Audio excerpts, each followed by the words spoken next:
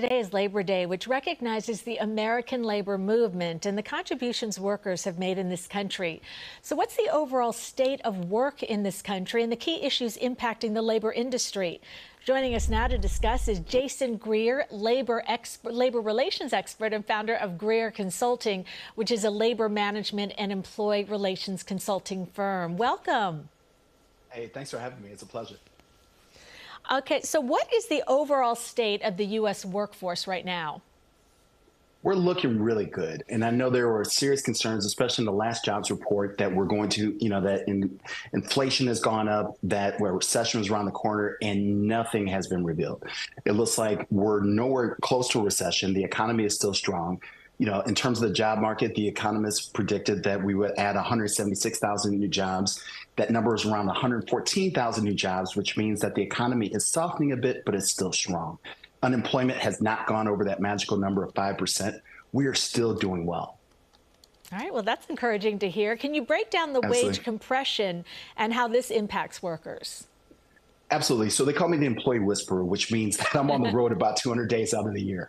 And I see employees all the time, thousands of employees per year. And here's what I continue to hear. And this is really something for employers to consider. You have these tenured employees, and I'm saying employees who've been at a job for 5 to 10 years, who've been working their butts off, blood, sweat, and tears. And what they say is after a certain point, they hit this ceiling where where they just don't get raises beyond a cost of living adjustment. But then employers, being employers, have to hire new people, and they bring in new people. And what these employees, these tenured employees, are seeing is that these brand new employees are coming in either a little bit below or right at the same rate that they have.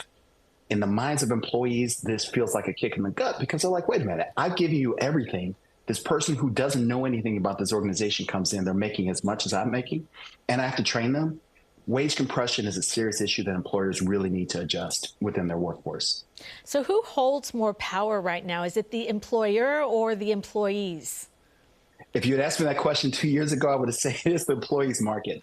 Today, it's the employer. We're seeing, when you even look at the way that employees are not job shopping the way they did even 2 years ago, right now it's the employer. You have employers who are saying, we understood during the COVID pandemic that you had to work remote, but now they're starting to pull people back into the office. You're starting to see employees who, they're reading the tea leaves themselves. I talked to an employee last week who said, I hate my job. My job sucks, but I don't want to go anywhere because my neighbor has been in the market for the past 6 months looking for a job, and it's just not there.